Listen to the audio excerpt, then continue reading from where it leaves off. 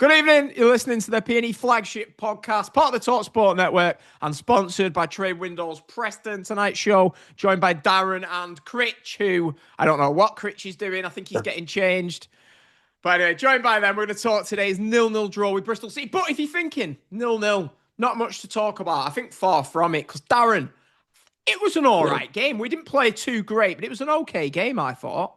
Yeah, I thought it was an okay game. I just think that, chances, again, for us were just not that great. We didn't really create anything. But, obviously, a point in the bag, a point on the board. You were saying really... about the... Yeah, sorry, go on. I thought Critch was jumping in. Critch, get off camera. Oh, fantastic. This is your podcast to shine, Bristol City at home. But, were you saying there we didn't really create much? I know a lot of people don't like XG, but when you look at the XG, 0.38 for North End, 2.4 to Bristol City, 7 shots for North End, 19 to Bristol City. To get 19 shots for an away team, I think is quite a lot. Critch, what did you make of the game? I know you was on today. You don't always get to on because you work Saturdays. Well, I was actually working this Saturday as well, but I managed to do half a day and then get there as well. So I felt Bristol were the better team, realistically. I've seen some people say that they thought it was quite even, and I would have said, well, no, I would have said Bristol will be disappointed with only a point. Yeah, I agree with you. I think it was a tough one because I was watching the game and I'm thinking, are we making them look good or are they good? And Darren, That's what I couldn't figure out. I couldn't figure that out. You watched Bristol City last week against Oxford and you were saying that they didn't impress you at all last week. No, not at all, no. In fact, it was actually 2 of the goals that Oxford scored was from set pieces. And I was just talking to you before, Dan, about how I don't think we utilised, that error in the game, because I think that on set pieces I thought they looked absolutely shocking, and I thought that today could have been the chance to go, well, do you know what, we're going to try and exploit that to see if they've worked on that in training during that week, or they've just not done anything to mitigate that risk of conceding again from a set piece. But again, I don't think we had enough chances or from set pieces, either corners, long throw-ins, or even free kicks as well. We didn't really have that much in the game to go by. It was really bits of scrappy from us, really. Yeah, it weren't too great when it was one of those where I think we've spoke quite a lot every week that Dobbin and Devine are going to be key players for us this season. They usually seem to play better in the first half of games. And it was today was my first time I thought, okay, so maybe if you quieten those two down and don't allow those two into the game, do you sort of stop us? Because I thought our wing-backs, I know Valentin got injured, which we'll get into in a bit. I thought our wing-backs offered very little going forward, but I thought Bristol City just won that midfield battle today. Yeah, they did. They were just a lot stronger in that midfield, and they had a bit more pace and a more go about. And when they got that ball, they were just on the turn and then straight on the attack straight away. With us, it seemed to be like a bit lethargic, a bit slow. When we get in midfield, it's like, oh, well, instead of trying to find those Majic, it was more like, oh, I'm going to pass it out to the wide or go back. And they were scared of losing the ball. That's what I felt like. A couple of players today were a bit scared of messing up and making a mistake, which could have led to a goal. And I felt like there wasn't that much forward thinking from a couple of players today. Yeah, it was definitely probably, I'd say, to be fair, if that's our worst performance of the season in the league, you'd probably say it wasn't horrific. We weren't great, don't get me wrong. But anyway, we've been a bit negative. So let's talk about one positive. What, I know where this is going. I do not always give goalkeepers the credit. Roy Keane says that's what they're paid to do. And the amount of times I'll see a save and I'm like, it's all right. But this save from Daniel Iversen, 90, I've been corrected by this on Twitter. I said 93rd minute, 95th minute. Daniel Iversen with, I think it's got to be up there, one of the best saves that I've seen at Deepdale. It was Peter Schmeichel-esque, as my granddad put it. Oh, yeah. He's, I'm sorry, but if that was Woodman in goal, we would be 1-0 down and we lose that game. Yes, damn right. We lose that game. I said this before, at the beginning of the first ever podcast we did, about how good a keeper can be to a squad. And Big Dan is that man. And I'm so happy that we have got him back. We're going to see that a lot more man of the match performances from him brilliant, absolutely brilliant. Yeah, I mean, I'll admit, I have no problem coming on here admitting when I'm wrong. And when Iversen re-signed, I thought it's been 3 years going back to a goalkeeper, and I was questioning it a bit. But when I came on tonight, I was thinking, you know what? Yeah, all right. Yes, he wasn't. All right. So you've made me lose my point now. Come on, Critch. You're better than that. You're better than that, and I'm better than that.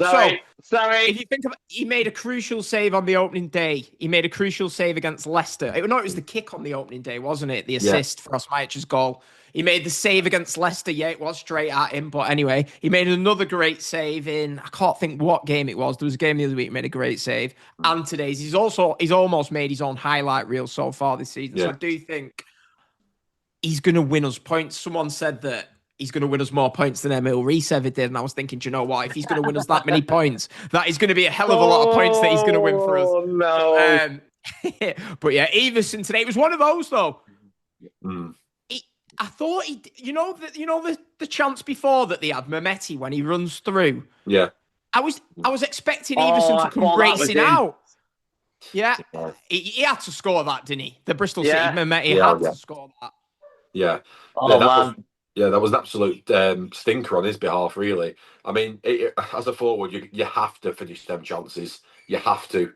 If it was the other way around, I'm sure all of Deepdale would have been absolutely on that player's back if they missed that chance. Yeah. But yeah, should have been 1-0 down then. Yeah, definitely. They had some big chances, didn't they, really? If you're a Bristol City fan, coming away from Deepdale, you're thinking, how have we not won that game today? But I'm going to say this. I think last season we probably lose that game, don't we? Yeah. We do. Yeah, we do. We don't 100%. come out with... So if we can play like we did and still come away with a point wouldn't have been the worst result. I like to think we can go and beat anyone at Deepdale, but to get a point, come away with a point, go to Hull on Tuesday night. But yeah, first half, what did you make of the first half? Even game or Bristol City the better team? I would say they probably edged the first half. We had a little bit of a flurry after Millie missed that chance where we looked pretty good. Yeah. And then they slowly came back into the game again. I thought it was neither team had a good chance in the first half other than Millie. Other than that, it was very even. Yeah, definitely. You were expecting him. You thought he'd go and score that, wouldn't he? He's touched just completely let him down. I would have put my house on him scoring that. When that chance landed to him, I was like, this is a goal. This is a goal. And then when he did that, I couldn't believe it. Yeah, I personally think for me, coming from that point of view, with Osmajic, yes, we could say that, he's been a bit of a role before, obviously, his injury, and then he's come back from that. And obviously, with what's been going on this previous week with him being with the court case and everything happening, I think his head's not in it. And do you know what? To be perfectly honest, I know that he's one of our best strikers, but I'm very, very surprised that he started that game today. Yeah. I thought maybe it would have been a Jefferson up front or Smith to start up front. Just with what's going on with him at the moment in time, I just think his head maybe not all there. And maybe that's right. Maybe today's performance had a reflection on what's going on. Yeah, I'd not even thought of that. It's probably a good point, actually, Darren, because he didn't look himself. I thought he was really poor today. I was saying in our group chat, I'm not going to say who it was, but someone on the way out who used to work for North End just looked at. He was just like, Osmaic was absolutely crap. But yeah, I suppose every striker's going to have those days. He wasn't the worst striker on the pitch. I think he was. No, Chris, definitely not. Definitely not. They were both poor, weren't they? Riis was poor. Osmaic was poor. It wasn't really a striker's game, was it? They didn't really. I know Osmaic had that chance, but were you booing Critch? I know you've been waiting for this moment for a long time. No, I wasn't booing as much, not too much. I was a bit annoyed when he was throwing himself to the ground and stuff. Trying to, win fouls like the cheat he is. Imagine that in 2025, a footballer trying to win fouls. What a scumbag! Fancy that. Talking of that though, there was a lot of that going on in the game. Yeah. Dobbin. He got brought down. he got brought down a few times, and Bobby Madley just weren't giving us those decisions. You can tell he's a Premier League player, a very, very Premier League, foul he was trying to win. I was saying that to my dad. It was very because you can tell like as soon as they get touched, they go down, and that's Premier League players all over. Critch, I think he thought you meant Emil Riis was a Premier League player for a sec. Then I was looking whoa. We won't go there. But yeah, so first off, and I was thinking, because they were the better team, we sort of came back into it. Obviously, the Valentin injury. Now, I was thinking, I said on either a podcast or a voice note to one of you two the other week, the way Valentin plays, I can just see him picking up a hamstring injury. Soon as he goes down holding his hamstring, I thought, you've jinxed that one up. But he is. I know we've got an array of backup. We've got, obviously, a fire filled in today. Potts is back in training. We do have an array of talent there to come and fill in. But, I don't know, Valentin has been really impressive so far this season, Darren. Oh, yeah, he's been absolutely impressive. And I mentioned it a few times before about how... people tend to maybe just overlook him. I know that people have said small, and obviously as Mike started the season, but Valentin for me has been an absolutely brilliant player. I've said before that when he come to Preston, I thought that he was going to be a sub, a bench player, and to come on. Yeah, I didn't expect him to come from Sheffield Wednesday, and then on a free, and then being the team every single week, and it's just a credit to him, and he's just fit into the team perfectly, and he's a good player. He's a really good player. Absolutely steal from Sheffield Wednesday. We're going to have to hope. Because I think, players with the amount of pace, because Valentin, I don't know if anyone saw this. My granddad actually told me this. He was like, I've seen a video on YouTube or something about who our fastest players are. Yeah. The FIFA one. I didn't see it. Is that what he's seen? I didn't know. And is that what he's using? It's a FIFA video. Stats? Yes. Is that actually how fast they are, though, or not? Or is that just FIFA? No, it's what FIFA thinks they are. Right. Well, I'm scrubbing that bit out then. I'm not having any of that. But with Valentin, with as much pace as he has, his game is a lot about pace. Disagreeing. The players were disagreeing. To do your hamstring, that's no good. We've seen players with a lot of pace before do the hamstring, and they can come back different. So let's hope it's not a serious injury. But with a hamstring, you're looking at what, minimum of 4 to 6 weeks, probably. Oh. Hopefully, it's not completely. Gone. But Critch, I seen you pull your face a couple of minutes ago when I spoke about fire. Not a fan of the former Blackpool man today. I think he is. There is a good player in there. I just think we've not seen it. I just thought he was doing some stuff really well, but for every one thing he did well, he'd do 2 things that were really bad, like lose possession or pass the ball away in a really basic position. And at this level, you can't do that. Yeah, it's going to take him some time to adapt. And I mean, he's actually, I think he was coming in to play right-sided centre-back, but Jordan's story has been, I think he's been good. I know he messed up a bit at the end for the save from Iversen. I know he just came a bit forward, didn't he, and got in behind. But I think Story's been good. So I think a fire, if you remember our starting lineup for QPR in the opening game of the season, I think all 3 of us had Story on the bench and a fire starting. Yeah. But I think with those, I'm a bit like that with Small, because I think I said before, Darren, before Critch came on the call, straight from Deepdale, that I think Small, the last couple of games, I don't think he was any good against Middlesbrough. Same again today, same at Derby, but I don't want to go in on him too hard because he's young. Yeah. He's going to improve. I do think it's going to take him time. Yeah, 100%. But defensively, I don't know if you've seen him, he was always nicking their number 17 today. They kept having loads of off-the-ball tangles. Yeah, so with Small, just very, very quick on that, I think that obviously there is a player in him, and we all know that. You don't get called up to England under 21s unless you're, there's a player in you. Obviously there's something in him that they think they can go for. And listening to his comments before that he made, I think on one of the official Preston podcast, I think, I listened to that. He said that he wants to be in the Premier League. He wants to be, and he's got such a good drive, and he's only going to improve. But yeah, like you say, I'm not going to be too hard on him because he's only going to get better. Yeah, I agree. We need to give him a season or 2 seasons. Is he 21? He's raw. I do think, I'll say we've got him on a permanent, so he can. he will improve, but he's never going to be too consistent at this stage. No. But yeah, I thought McCann had a bit of an off day today, didn't he? Not like him, really, because he's always Mr. Reliable, it seems. But I thought he was a little bit off, getting subbed as well. What did you think about the subs, by the way? I was surprised we didn't make a sub at half time because we'd lost that midfield battle. Yeah.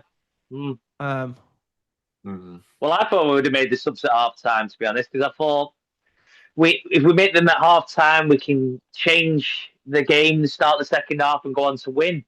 But it came out second half, and it was pretty much or less the same. Yeah.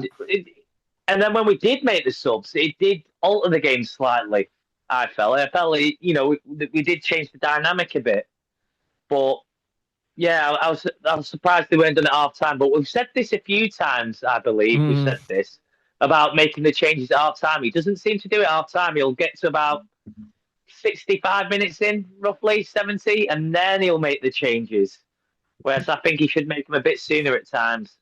Yeah, I would have. Last season, to be fair to him, last season, I think he wasn't afraid of that. I think, do you really want to rock the boat when we're doing well, aren't we? Do you want to make half-time subs? But I'd prefer him to be more maybe 55 to 60 instead of 65 to 70 sort of time. Yeah. But I'd say an interesting thing here, I think we were talking about it in the WhatsApp group. Mads, I think that was a bit of not maybe a statement, not even bringing him on today. Because I think if you're Mads and you're saying Dobbin and Devine are coming off, if you're Mads, you're thinking, right, I'm coming on here. That just shows how far down the pecking order he seems to have fallen. Because obviously Dawson came on, and who was it? Armstrong looked all right actually when he came on. I know one of his layoffs didn't quite work, but he looked like he could carry the ball, which at this level, I think that's sometimes what we can lack. Man of the match. I think that's obvious, isn't it? Is it? Riis? No, definitely not Riis. Definitely not. There's a reason why he got subbed. Oh, well. Man of the match for me, Big Dan. Big Dan. Is that who we're going with? I know. Yeah, there's no one else even close. I thought Lewis Gibson. Sorry, Gibson. Gibson, I thought deserves a mention. See, I think overall 90 minutes, it's Gibson. Best player for us without a shadow of a doubt.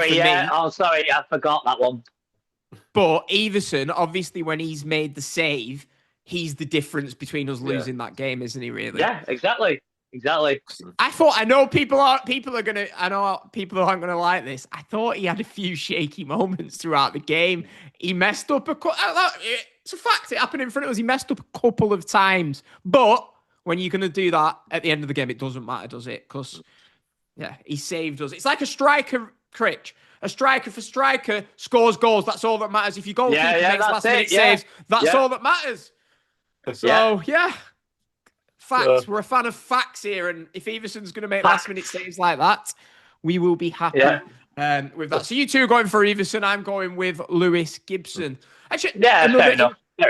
Matt found interesting. So next week we've got Charlton at home, and I've had that earmarked down as a game where I'd probably say out of the teams that have come to Deepdale, if you asked a neutral, they'd probably say the opposition are the better team. So Bristol City, Middlesbrough, Ipswich, Leicester. If you went up to a neutral, they would probably say, Bristol City are better than North End, the other three teams as well. Now, next Saturday, we've got Charlton coming to Deepdale, and I'm really interested to see how we go against it. It's going to be a Nathan Jones team, and he's going to come to Deepdale, defend. So I'm really curious what we do about that, because Bristol City came on to us today. Middlesbrough came on to us. Ipswich, Leicester came on to us. That ain't going to happen, I don't think, with Charlton. So it's going to be really interesting to see how we do with breaking them down next Saturday.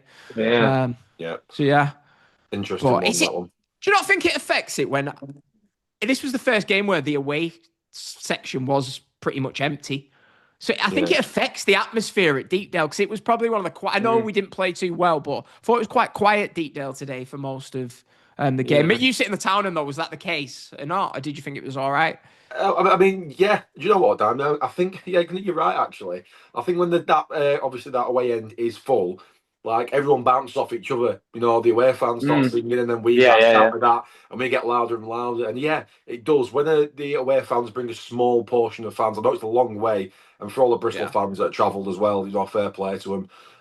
But it does make a difference, a massive difference. Yeah. I'm just thinking if any Bristol City fans are listening, they're going to be fuming at us. The amount of times we've called them Bristol and not Bristol City. They hate it. They hate being called Bricks, obviously, because of Bristol Rovers. And then Sheffield, like Sheffield, isn't it? But yeah, I know what you mean. It'll be the same next week, though, won't it? Because Charlton, I don't know, we've not played them on a Saturday for a while. I know we played them in the Cup. But so that usually if you've not played a team for, say, 10 years or something, I think it's 5 years in it since we played them.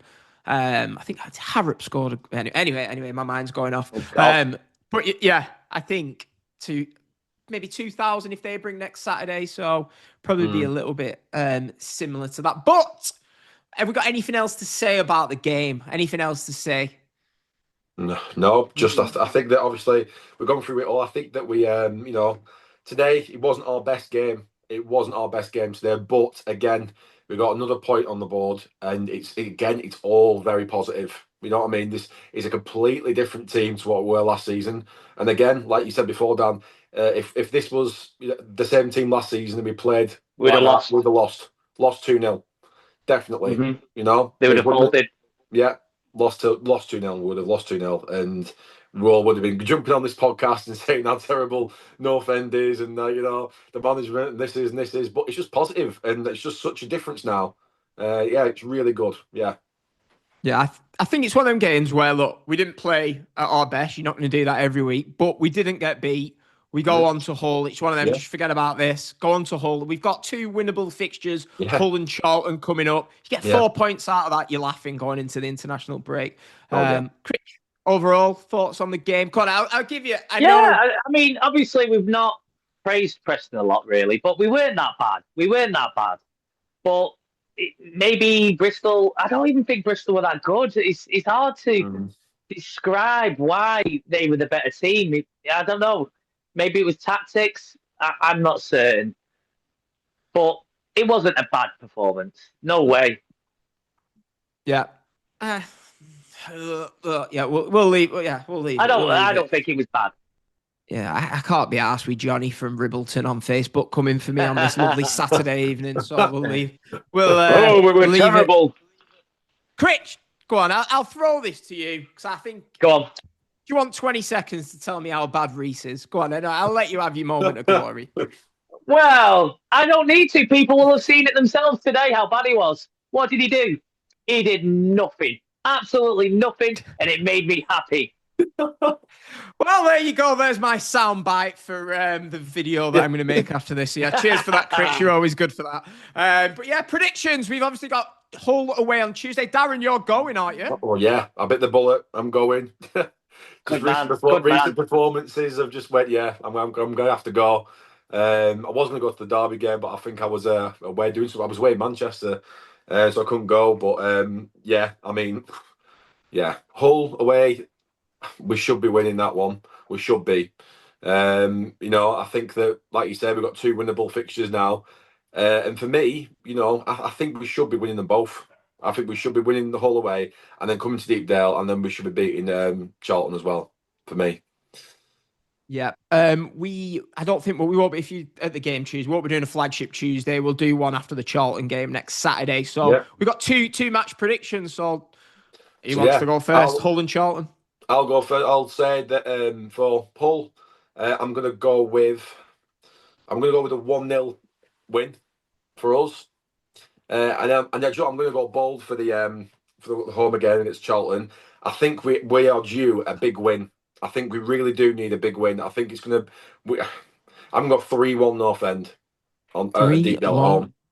Yeah. 3-1 North End. Critch? Hull, I'm going to say 1-1. And for Charlton, I'm going to say 1-0. I think we'll scrape by Charlton, and I don't think it'll be a great performance. I don't know why. We struggle against these lesser teams sometimes at Deepdale, and I just don't think that's going to change against Charlton. And as for Hull, I think it's going to be a difficult game. I don't think we're going to go there and win. If we do, I'd love to be proved wrong. Yeah, it'd be good I'd be happy with a draw. Yeah, it'd be good to banish the memories of last season. I think that was one of the low points when it Hull away on Gentry Day. I'll go with 1-1 at Hull. I'd take a draw Tuesday night. Saturday, 2-1 against Charlton. I got 2-1, yeah. But yeah, did any of us get today's? No, none of us went for 0-0, did we? I said 2-1, Preston. I mean, we're looking at we've scored 7 goals in 7 league games. So really, we're averaging like a goal a game, aren't we, this season? I wonder why was Jefferson on the bench today, by the way? Yeah. Was he? Yeah. Strange surprise that he didn't. Smith didn't look great when he came on, I didn't think, did he? Nah. He didn't do a lot, did he? No. Oh, that way he controlled the ball. I was like, wow, what a touch. Yeah. And then his second touch after it, he went the other way. I was like, oh. If that touch would have gone the other way, we were in as well. Yeah, that was a brilliant touch. Yeah. Brilliant touch, I was gutted. Yeah. How was your butter pie, Darren? I seen that in your story. I looked at it, I thought, do you know what? Last season, I'll say this on the air, last season, the pies were awful. Now, that's just all credit to North End for getting a new supplier and getting their new butter pies on there. They heard you. They heard you. Beautiful. They were beautiful. What sauce are you? Ketchup on a butter pie. It's got to be. Yeah. Gravy. Yeah. That's someone else who said that. Oh, it was Nathan, wasn't it? I thought I know someone said gravy. Was I going to say, Critch? I can't believe I'm gonna put. You've never had a butter pie, have you? We've got to do that. I've never had one. I've never had one. We're gonna have to do it. I'm ashamed. ashamed. Podcast with Critch eating a butter pie. Yeah, I've never had one. So. You don't know what you're missing. They stock him in Morrison. Morrison's I know, on the I'm ashamed. I'm ashamed. Get yourself there. Critch, what about you this morning? So last night, I had a shocking night's sleep, and I woke up this morning about 8 o'clock, grabbed my phone, look at my phone. I'm half asleep, and I'm thinking, I wish woke up in a bad mood. Look at my phone. It's Critch. If anyone's not seen this, go on our social media. It's Critch in the gym, of course. That's why there's no butter pies on the seat. He's in the gym. Early morning, this poor lad, he looked like a nice lad, bless him. He was actually. Critch is like, you've got a bit of muck on your shirt, mate. And he looks, doesn't he? When he looked, I thought, oh, no. No, mate. No, can I put it on? Can I put it online? Yes. Yeah, why not? Eh? No, to be honest, he was a sound guy. We actually had like a conversation for about 5 minutes. He was just telling me about Blackpool, now telling me about Preston. He said the problem with Blackpool is just their midfielders. It's like they've got 3 centre mids and they're all like ball winners. There's no creativity. So it's like, imagine having 3 McCanns and that's why it's not working for them. And I went, well, we've dropped lucky. We've got some amazing attacking midfielders on loan. And that's the difference for us at the moment. Yeah, definitely. What you doing tonight, Critch? You off out? You off out this weekend? You look like you are. I'm going to a secret party. Oh. It's like invite only. I'll tell you about it. I'll send some pictures and videos over, but it's invite I don't know only. if I want to see them. I don't know if I want to see them. What you going on? No, it's not that. It's not that type of party though. I'm just imagining Critch pulling up in a car park somewhere near North Shore or something. No, since St Anne's this one. Oh, flipping heck. You've got your best shirt on, flipping heck. Yeah. Actually, is St Anne's even posh? I went to that Lord Derby in St Anne's, and there are a few scruffy looking birds in there. One of them is dead nice. You see, the Livermore St Anne's, and one of them, like Blackpool's, like lingered into it and brought it down a bit. Yeah, Living likes to think it's nice. Yeah, it's all right. Yeah. Anyway, we're going on, aren't we? Darren, are you staying in like me this weekend or what? Or are you off out? I'm working tomorrow. Oh, yeah. Yeah. I know. Nightmare. Well, there we go. Another flagship in the books. Emil Riis didn't score.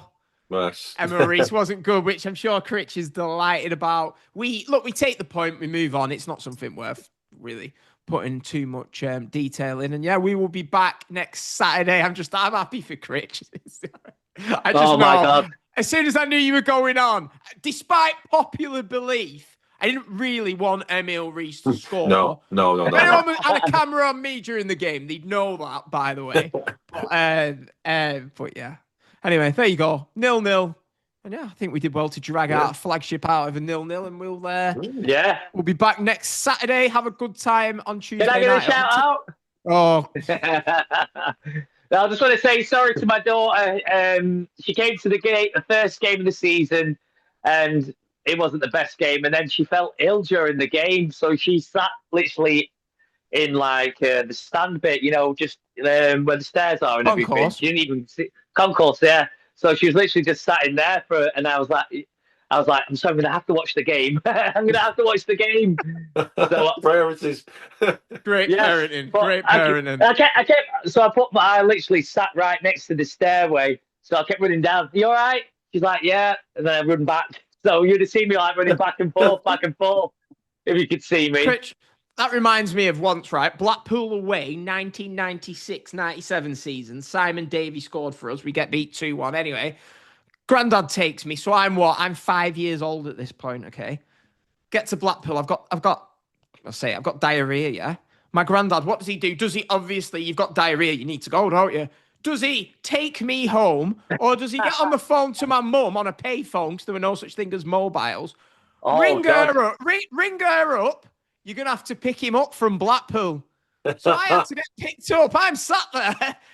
Yeah, just waiting at the bottom of these stairs, waiting to be picked up while he goes on the game. So, yeah. But, yeah, anyway, We've gone on. I know we was going to do a bit of another topic, but I think that's probably better to just do a complete episode on its own for that. Maybe in the international period, we'll do that. Yeah, definitely. Yeah, I think that sounds like a good idea. Yeah, hopefully you've enjoyed the show. Have a good weekend, everyone. And speak to you all next week on the PNE Flagship Podcast. Hit subscribe.